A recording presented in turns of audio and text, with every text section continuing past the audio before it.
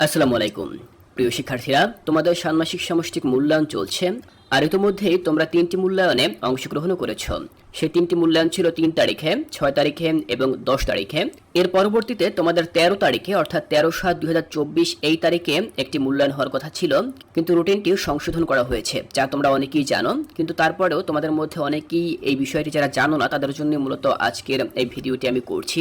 তোমরা যারা জানো না তাদেরকে আমি আজকে জানাচ্ছি যে তোমাদের 13/7/2024 তারিখে যে মূল্যায়নটি হওয়ার কথা ছিল সেই মূল্যায়নটি পরিবর্তন করা হয়েছে।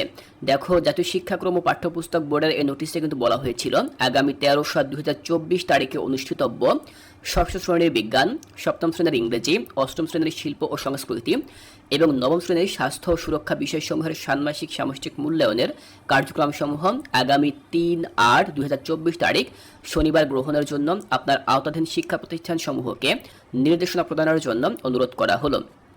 তাহলে আমরা দেখলাম যে আগামী 13 তারিখে যে মূল্যায়নটি হওয়ার কথা ছিল তোমাদের রুটিন অনুযায়ী 13/7/2024 এই তারিখে তোমাদের মূলত ষষ্ঠ শ্রেণীর বিজ্ঞান, সপ্তম শ্রেণীর ইংরেজি, অষ্টম শ্রেণীর শিল্প ও সংস্কৃতি এবং নবম শ্রেণীর স্বাস্থ্য সুরক্ষা এই পরীক্ষাগুলো হওয়ার কথা ছিল। কিন্তু মাধ্যমিক ও উচ্চশিক্ষা অধিদপ্তর কি করেছে, 13 তারিখের এই পরীক্ষাগুলো চেঞ্জ করে পরবর্তী মাসের 3 তারিখে নিয়ে গিয়েছে। আবারও খেয়াল করো বিষয়টি, তোমাদের অর্ধবার্ষিক মূল্যায়ন যেটি 13 তারিখে হওয়ার কথা ছিল, এই 13 তারিখের মূল্যায়নটি অনুষ্ঠিত হবে পরবর্তী মাসে অর্থাৎ আগস্ট মাসের 3 তারিখে। 3/8/2024 এই তারিখে তোমাদের এই মূল্যায়নটি অনুষ্ঠিত হবে। অর্থাৎ তোমাদের ষষ্ঠ শ্রেণীর বিজ্ঞান, সপ্তম শ্রেণীর ইংরেজি, অষ্টম শ্রেণীর শিল্প ও সংস্কৃতি এবং নবম শ্রেণীর স্বাস্থ্য সুরক্ষা এই বিষয়টির পরীক্ষা 13/7/2024 এই তারিখে না হয়ে 3/8/2024 এই তারিখে অনুষ্ঠিত হবে। এই 13 তারিখের পরীক্ষায় মূলত চেঞ্জ করা হয়েছে।